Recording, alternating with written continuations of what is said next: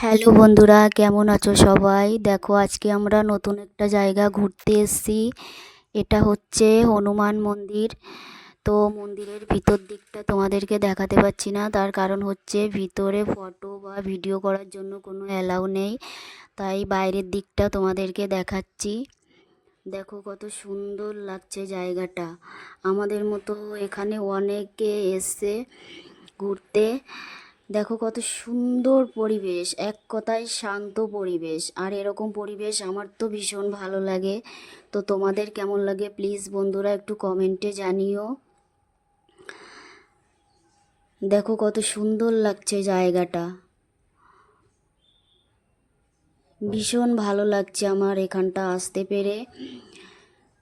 তো ভালো থেকো সবাই, টাটা।